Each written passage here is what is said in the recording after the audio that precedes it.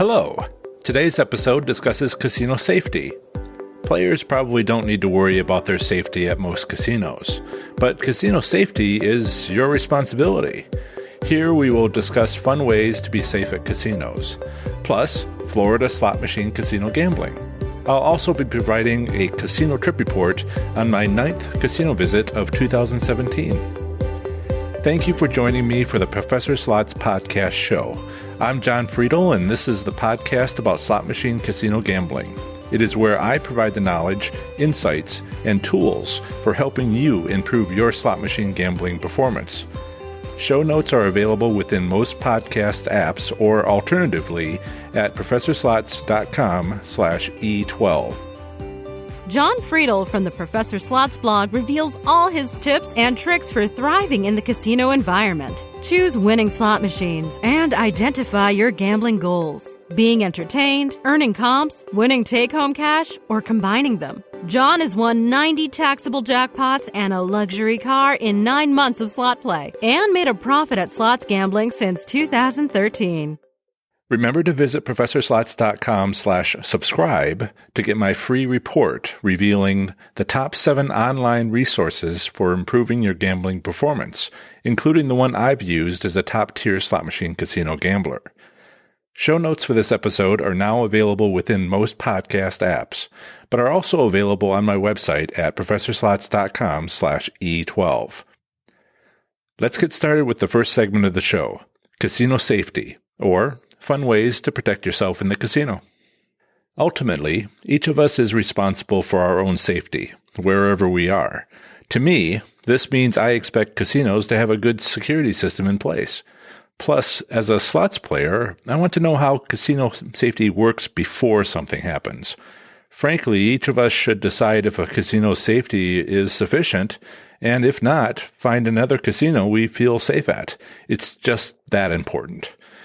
This segment is my attempt to walk through general patron movements and our most common activities when visiting a casino from the perspective of a slots player. I'll also discuss potential points of vulnerability for slots players. This discussion is not intended to instill a sense of fear. Instead, it is my wish to assist slot players in developing a bit more situational awareness while visiting a casino environment, whether we are inside or outside high-limit slots areas.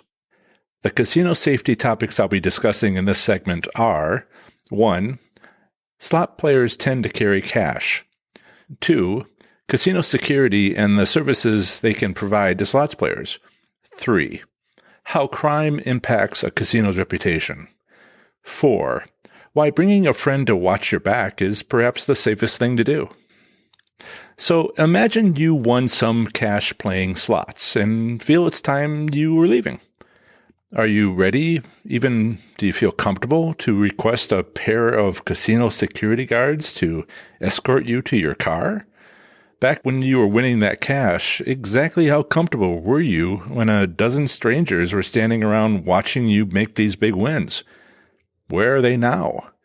Let's talk about these circumstances so we, as slots players, are fully aware of our own safety while in a casino. This is an important element of situational awareness, anticipation of surprises. Personally, I enjoy my time at a casino better when I know and believe I am safe. Why must we try to develop a bit of situational awareness while being in the casino environment? The answer is simple, because slots players carry cash. It is unfortunate that carrying cash can attract people with a criminal intent. Again, this is not intended to instill fear, but to point out a hard truth. Gambling is a cash business.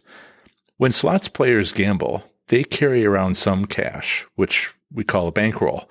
With this bankroll, they may have parked in a nearby parking structure, then used its elevator to reach the casino entrance. Or they walked across a rather large parking lot. Or maybe they didn't arrive at the casino with cash, but rather withdrew it from an ATM machine within the casino. However a player actually arrives on the casino floor with their bankroll, there was a time and distance across which they were either carrying cash or believed by others to be carrying cash. After all, they were entering a casino, right? The reason that this situation isn't much of a problem is actually straightforward. Casinos work incredibly hard to provide as safe an environment as they possibly can. The first element of creating a safe environment is to show a security presence. A second element of creating a safe environment is to have a whole lot more going on under the surface than most people are aware of. For casinos, this means rather intense and comprehensive surveillance. This is the eye in the sky, or maybe in this case, the eye in the ceiling. Let's back up a moment and consider what happens when winning a taxable jackpot. Players can ask to receive a check, or some combination of check and cash. In my personal experience, this just doesn't happen. In all the time I've spent in casinos winning big jackpots and seeing others win big jackpots, only once have I seen anyone request a check instead of cash. That person was me. Even so, I did so only after winning a car. I took the cash option, as most people do in winning a car, but the casino was reluctant to give me the full $40,000 in cash, so I got half of it in cash and the other half as a check. Poker players have a great solution for carrying cash. Bring a bag, even a backpack. Yes, it'll need to be examined by security upon entering the casino, and yes, you'll have to keep an eye on it at all times. But when everyone has one, like poker players do, then it becomes inconspicuous. Let's talk about casino safety services. What are the casino services casinos have in place for their patrons exactly? Should a player park in, say, the parking structure, or use the valet service? Would you consider that a security service? Were you aware that valet is free for the higher tier rewards program players? Or that casinos often provide next to the entrance priority parking spots for these individuals? Also, what should you do when leaving the casino? What if you've won a jackpot, but didn't happen to park via the valet service or in priority parking? How exactly do you get from the site of a jackpot to wherever your car is located? Also, how much cash is it going to take to start feeling a little bit nervous about walking to your car? For me, all of my initial taxable jackpots made me nervous, even when the largest jackpot was only $5,000. But I told myself it's simply been a long time since I'd seen that much cash. While nothing unfortunate has ever happened, thank goodness, I was being a fool. I should know better. If you've decided to go home and you're uncomfortable about how much cash you're carrying, the easiest thing to do is to press the service button on your machine. Once an attendant arrives, just tell them you need security to take you to your car. Let's say that you're relatively alone in some corner area of the casino floor, and suddenly you realize you need help. Again, this is not meant to frighten anyone. I just want to know, do you know right now what to do? In practice, players only have 3 real options. Press the service button on the slot machine they're sitting at, abandon the area and maybe their bankroll, or yell. A worst-case scenario, the absolute last thing you'll want to do is to get into a physical altercation. Yes, no doubt you can defend yourself physically, but also in court? Yelling for help is all that is needed in a casino environment, as it both acts as a deterrent to the attacker while simultaneously bringing nearby assistance. Remember, security cameras have multiple views of every area of the casino. While it may take a moment for security to get to you, they will, and it's all recorded. There is no question that individual and family safety is important to you.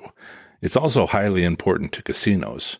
Their business, their livelihood, depends on the safety of their patrons. What I mean is, any incident wherein a crime is perpetrated upon a casino patron has serious consequences for that casino. Possible damage to a casino business includes a loss of reputation and subsequently long-term income. This can occur because the patron involved in the incident may not want to return. But more extensive reputation damage can occur with many casino patrons if or when the incident becomes public knowledge. Such criminal incidents can become public knowledge in several ways, including news reporting, word of mouth, and possibly even through the state gaming regulation requirements. For example, Ohio has a state gaming commission called the Casino Control Commission. It's the legal authority that regulates gaming in the great state of Ohio. While every state's gaming regulations are different, Ohio has set up their gaming laws such that it reports quarterly any crimes committed at Ohio casinos. These crimes are listed under the Enforcement tab on the Ohio Gaming Crimes and Statistics website. This can be found at casinocontrol.ohio.gov. If your state provides similar crime statistics, and it may, wouldn't this information impact which casinos you'd like to visit? It certainly has for slots players in Ohio. To help slots enthusiasts, I'm building an online resource about gaming regulations and individual resources for each U.S. state, territory, and federal district. Every U.S. state, territory, and federal district is different with regard to gambling regulations controlled at that level of government. To help share this information, as you know, I include my research about one of them on each podcast episode. Also, each week on my website, I'm working through them alphabetically. As of now, I'm a little ahead of where I am in the podcast. As of now, I'm up to Montana. It'll take me about 56 weeks to go through each one of these states, territories, and the federal district that we have. I plan to update them roughly annually, given the fast changes seen lately. So let's go back to casino safety, bringing a friend for casino safety. When sitting at and playing slot machines, players focus on the machines in front of them while having limited peripheral vision. Slots players can see directly forward, where their attention is fully focused. When gambling in such an environment, it is quite possible to be completely unaware even if someone sits down next to you within a couple of chairs on either side. A best practice for being safe at a casino is to simply take someone along. This friend, someone you trust, can stay alert and watchful of the surroundings while you face towards the slot machine and focus on betting. Plus, if your friend also likes to play slots, you can watch their back when they play. Frankly, bringing a companion mitigates many potential safety concerns found within the casino environment, and quite possibly it may very well make the whole experience more pleasurable.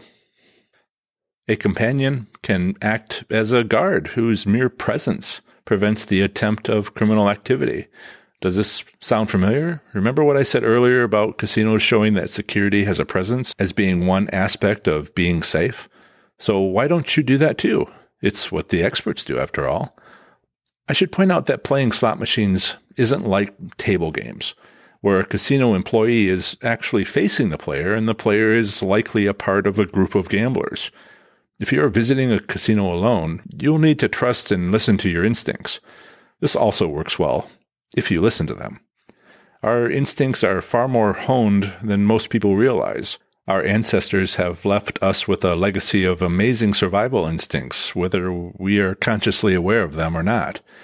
When relatively alone and someone walks up behind you, take a careful look at them. How do they make you feel? What is your gut telling you about them? Drunk but harmless? Clean cut but somehow scary? Whatever the feeling is, trust it. In summary, casinos are actually very safe places. Players probably don't need to worry about their safety at most of them. However, like your honor, the safety of yourself and your loved ones is intrinsically more important to you than anyone else.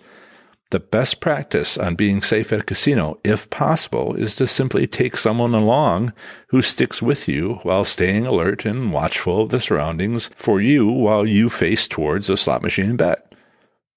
This can become highly important when you are winning a lot of jackpots. Under that circumstance, your friend becomes a personal assistant by fending off other people who could become distractions to the concentrating player, even if they're only saying, "Congratulations, and that was great, and how did you do it?" In return for this service, you really should do something nice for your friend. Maybe a dinner, maybe a tip. Finally, be careful about being seen to be extravagant at a casino. It isn't really necessary or sometimes possible to keep an extraordinary low profile when amazing events are occurring. But $100 tips to the beverage servers on a whim is easily observable by others. And overreacting after winning any and all jackpots with exuberant screams heard throughout the casino is less than discreet. It's also worth mentioning that casinos reserve the right to kick out anyone. It's unlikely exuberant slot players will be kicked out, but they may be banned from the casino if they get into a fight, even if your decision to fight was to protect yourself from being robbed. If you get robbed, let it happen. They won't get far. In summary, casino safety is your responsibility. Be aware that bags can be an inconspicuous and safe way to carry cash and personal items. Casino security is available to walk you to your car upon request. It's easy. Camera surveillance is always on, everywhere, from multiple angles, just not in the restrooms. Casinos fight crime like their livelihood depends on it, because it does. If at all possible, bring a friend to watch your back. And finally, always remember, trust your survival instincts. They are far better than most people know. Remember to visit ProfessorSlots.com/subscribe to get your free report revealing the top 7 online resources for improving your gambling performance, including the one I've used as a top-tier slot machine casino gambler. Show notes for this episode are now available within most podcast apps, but are also available on my website at ProfessorSlots.com/E12. Up next in the second segment of the show, Florida slot machine casino gambling. Florida slot machine casino gambling includes offshore casino boats cruising in international waters, 8 Native American casinos, and electronic gaming machines at some parimutuels near Miami and Fort Lauderdale. If you want to go on an all-day offshore gambling cruise, there is a complete list of boats and ships having gambling cruising out of Miami and other locations from Florida at www.miamiforvisitors.com. Check under the activities section. There are 8 Native American tribal casinos in Florida. 7 of these tribal casinos are operated by the Seminole tribe. The 8th is operated by the Miccosukee tribe. Florida hosts parimutuel facilities statewide. However, those in Broward County, which is the county containing Miami and Fort Lauderdale, are the only parimutuel facilities allowed to have electronic gaming machines. Next up is relevant legal statutes. The legal age for gambling in Florida is 18 for parimutuel casino betting and poker. The minimum gambling age for electronic gaming machines is 21. Please be aware that Florida gaming regulations do not allow parimutuel casinos to provide free alcoholic beverages. All casinos except the Seminole Tribe, the Brighton Casino, are open 24 hours a day, every day of the week. The Brighton Casino itself is only open 6 days a week. In Florida, it is legal to privately own a slot machine if it is at least 20 years old. So now let's talk about Florida State Gaming Commission. Florida has 3 state regulatory offices related to gambling. 1, the Florida State Sweepstakes Registration under the Florida Department of Agriculture and Consumer Services. 2, Florida Division of Parimutuel Wagering under the Florida Department of Business and Professional Regulation. And 3, the Florida Lottery. In addition, the Seminole Tribe has signed a state tribal compact allowing them to offer Class II gaming. This is basically bingo. And Class 3 gaming, which means slots as well as most casino-style table games. The Miccosukee Tribe has not signed a state tribal compact, which limits them to offering only Class 2 gaming machines at their casino. Class 2 gaming machines are specialized electronic bingo games where the spinning reels are for entertainment purposes only. Otherwise, in appearance, they tend to look very much like slot machines. Florida gaming regulations require a minimum payback return of 85% on all commercial gaming machines. This is only the minimum requirement, however. In practice, the payout percentage return has been reported by the state of Florida to be much higher than 85%. Florida's Parimutuel Division reports payout statistics on gaming machines from mid-2016 through mid-2017 to be, from highest to lowest for each parimutuel facility: 1. Magic City, 93.55%, 2. Casino Miami, 93.48%. 3. Hialeah Park, 93.47%. 4. Gulfstream Park, 92.68%. 5. Dania Casino, 92.64%. 6. Mardi Gras, 91.97%. 7. Calder, 91%. 8. The Isle, 90.91%. As you can see, these are well above the 85 minimum payback percentage. In summary, Florida slot machine casino gambling actually has a rather long and rich history, starting 100 years before gambling became legal in the state. Henry Flagler's first hotel, the Ponce de Leon in St. Augustine in 1888, was where he created the famous and highly exclusive Bacchus Club Casino. But now that gambling is legal, Florida has casino boats cruising in international waters, 8 tribal casinos, and pari-mutuel racing facilities across the state. Plus, the pari-mutuels near Miami and Fort Lauderdale have slot machines. Most of the tribal casinos have Class 3 games, meaning slots plus casino-style table games, with all of them having at least Class 2 competition-style bingo machines. The Class 2 electronic gaming machines simulate the game of bingo, with spinning wheels much like true slot machines, but these displays are for entertainment purposes only and not directly related to gameplay. Up next, I have a casino trip report recorded shortly after leaving a local casino. Here it is. Hello, everybody. This is John Friedel, Professor Slots. I am recording another live casino report for an upcoming episode of Professor Slots. So let's get started. During today's visit, I brought, again, a $500 bankroll to a casino that I'm quite familiar with. This is the casino at which technically a slots parlor, that I previously won that luxury car, for which I took the cash. So I'm quite familiar with its ins and outs, some of the facilities, certainly some of the people, the hosts, and some of the slot attendants. Also, the facilities and the venue and other aspects of the casino itself. So I went in, and I was there for about 20 minutes, and several interesting things happened. So let me try to explain a little bit more about what happened. So I have $500, had $500. That was my bankroll. I walked in. I went to the usual place I like to play slots, which is the high limit area. It's the area that I know best. And the technique I mentioned on the last episode of my podcast, technique that works well here is to play a machine that hasn't been played for a while and only play it a couple of times. If you play it just a few times, that's all you need to play, because it won't win after that. If any wins are going to be immediate. So yeah, I went ahead and played the $500. I played a $25 machine that had maximum of 2 credits, and I played the 2 credits. Played that once because it showed a win. Sometimes what you can do is to find a slot machine that hasn't been played in a while is to find one with a big win. And this had a $2,500 win on it. And I thought maybe it hasn't been played in a while. So I played that twice, spent $100, 2 $50 bets, 2 $25 denomination, 2 maximum 2 credit bets twice on that one, and another one at the end of that row, which was the same deal. I think the first one was a double deluxe and the second one was a double diamond deluxe.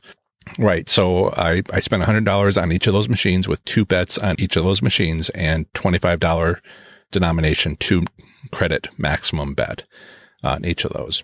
Those 4 bets on those 2 machines, I didn't win anything. And that happened at the last episode as well. But it's well worth trying, because if you only do it, you spend $100, and if you win a $2,500 jackpot or a $500 jackpot, you don't have to win every time for that to come out to be a good number. So I felt worth trying, given successes in the past. Then I went and played. The slot machines that I played were $5 machines that had 2 credits maximum bet, and I bet those $2 maximum bets. So $10 on each bet. And I played 5 on several machines, made 5 bets on several machines. None of them were showing a win, and that was fine. So this is where things began to get a little bit interesting because I wasn't winning anything, and you have to decide whether or not you're willing to continue when that sort of thing happens. Is it just the slots are tight and you can't win anything, or what's going on? Particularly in a casino that you're very familiar with, like I am with this one. I should mention that I did something I shouldn't do. I'm trying something. Casinos are private property. And when you are on private property, you can't take photos without permission from the owner, written permission from the owner. And I don't have that. But I've been recording in this trip and the last trip, just in case I might need them or use them in some fashion, even if only to look at later. I've been recording the spinning of the reels. Well, after I was on my third or fourth machine, it might have been all of 5 minutes, security did a walkthrough. And they kind of looked at me very friendly. And at that point, I'd put the phone in my pocket for some reason. I was talking to a gentleman. And I'm kind of glad I did, because they would typically ask you, what are you doing? Why are you recording? Stop doing that. And so it's always a danger. Be aware that there are good reason not to use devices in casinos. I mean, you imagine if you were trying to do something like that at a card table. Casinos don't see a lot of difference between doing recordings and using devices. And technically, they might consider it a gambling device, which is a big, serious problem. So I'll have to restrain myself from recording any longer. I wasn't using the information at all anywhere, and so I'll stop.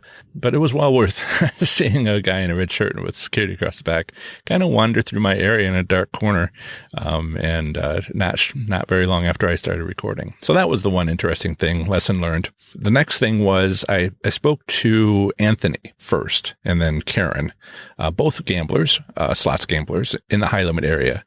And, this advantage play that I'm talking to you about at this casino, where you play a machine only a few times and then you move on to the next one, and you're really looking for machines that haven't been played for a while. They knew all that. I'm not surprised. I mean, when you are here at an odd time like I am, and you see people who are very aggressively going from one to the next, they figured it out, just like I figured it out. And that's one of the things that I'm trying to share with a wider audience. Some of the stuff that I'm telling you about how to win advantage plays, this is all known.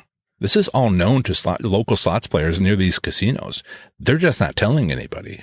What's different about me is I'm telling you these are the things that work. But now there's something, when this casino first opened, about a year before I won the car, nobody knew. Nobody, who can spot the pattern the fastest was really what was going on.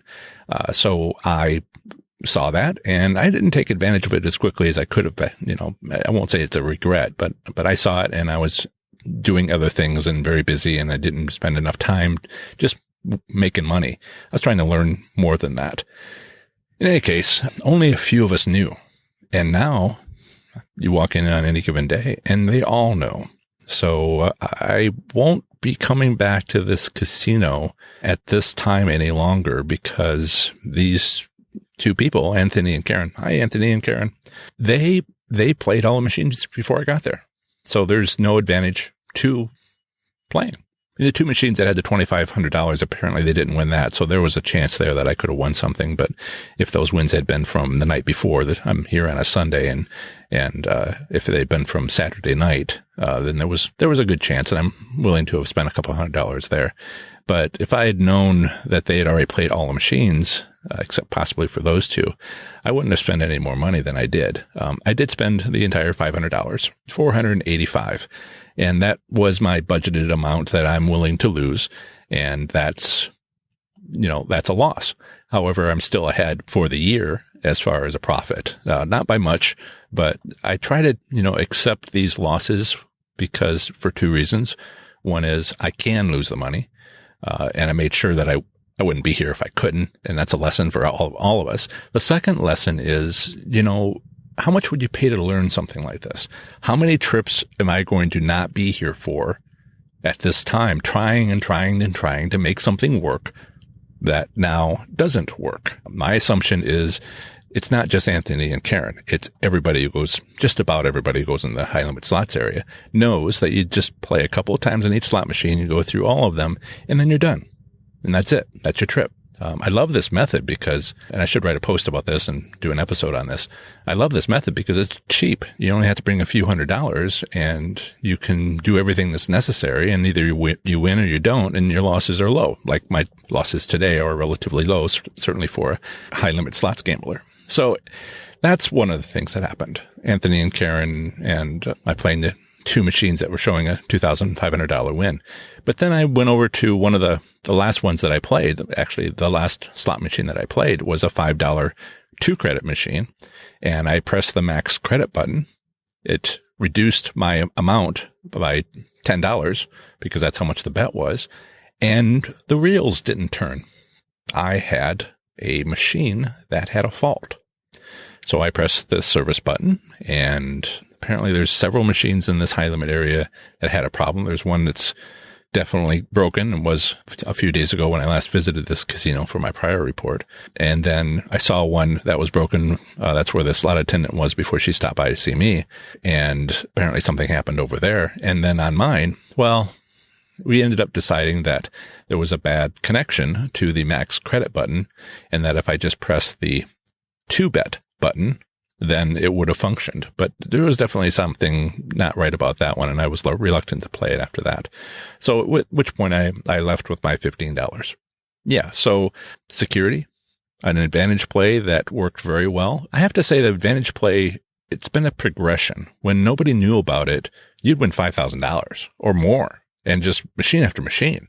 Then it reduced to being, you'd win $500 on every machine. And then now it's reduced to, because everybody knows about that, it's reduced to less. And even the high limit area of this particular casino or slots parlor, it's really a racino. It has a track.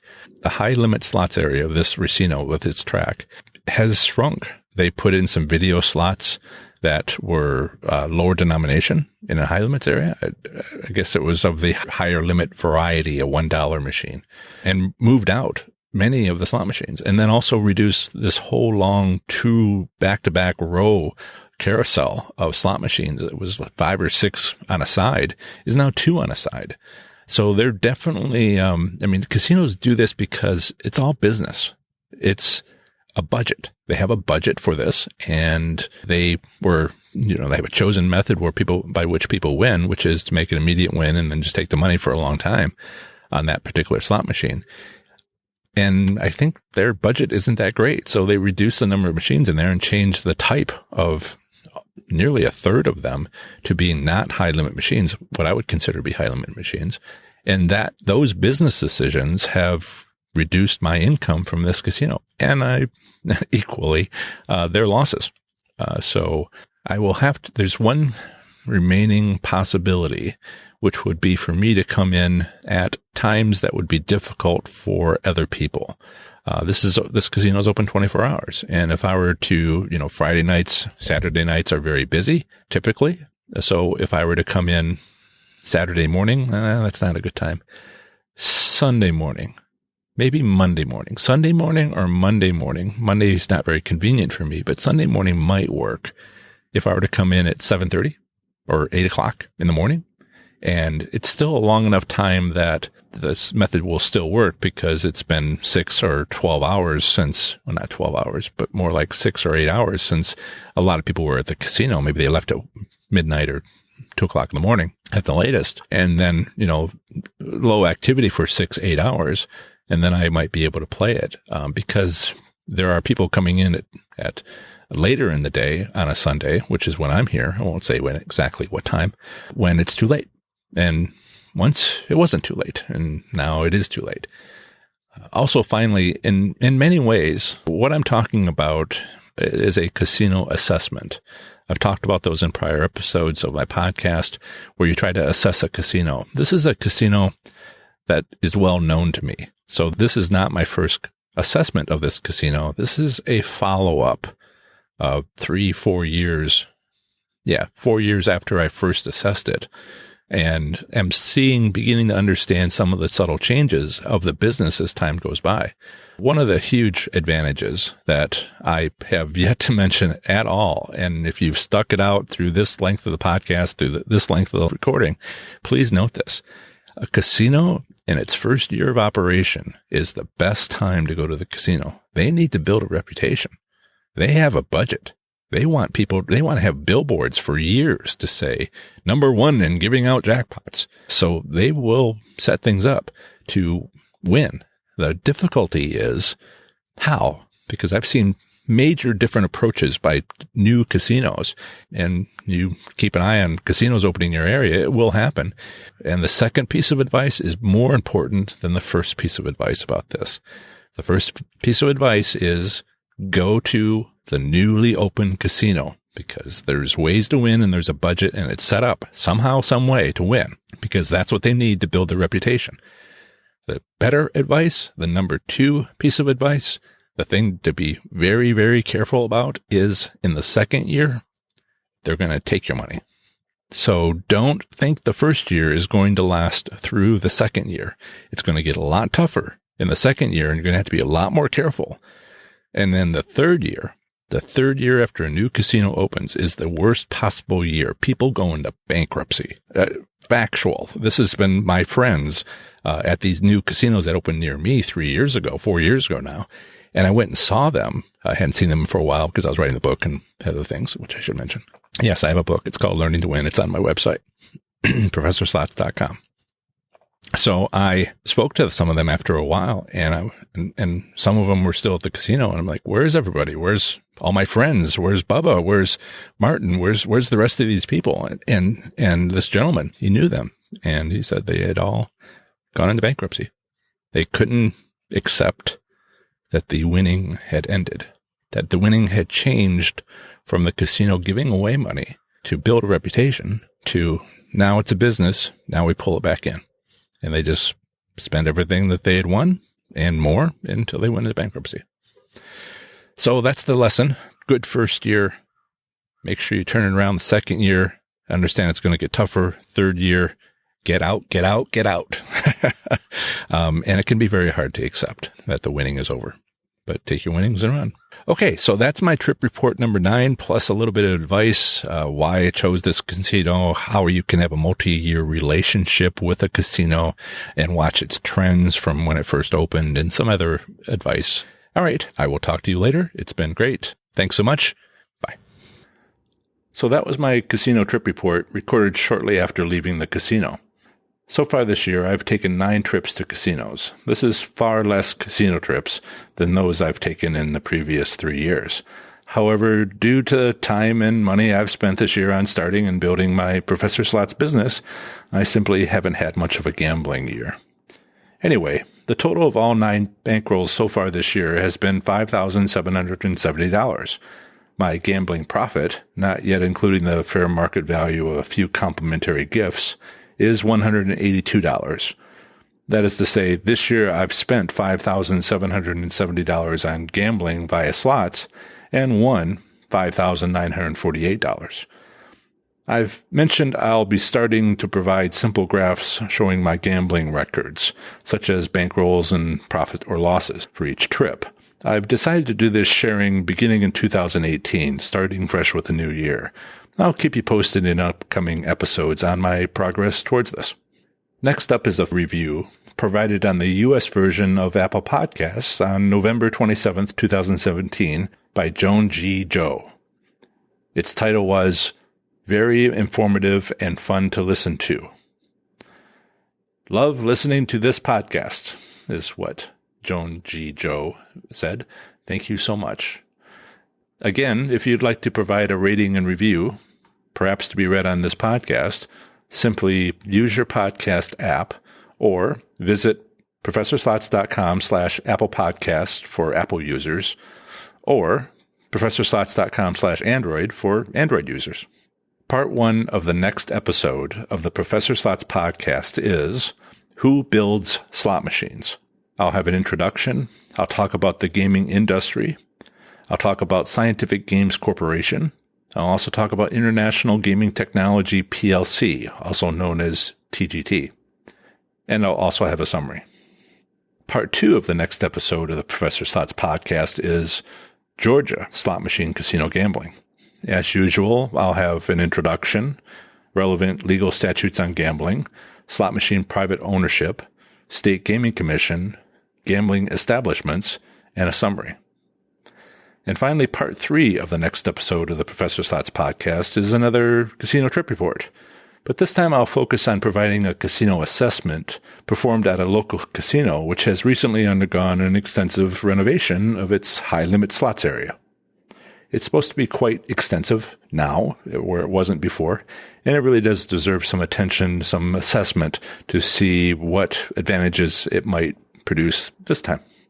When I perform this casino assessment of the high-limit slots area, I will be using the casino assessment approach for the entire casino that I explained in episode 3.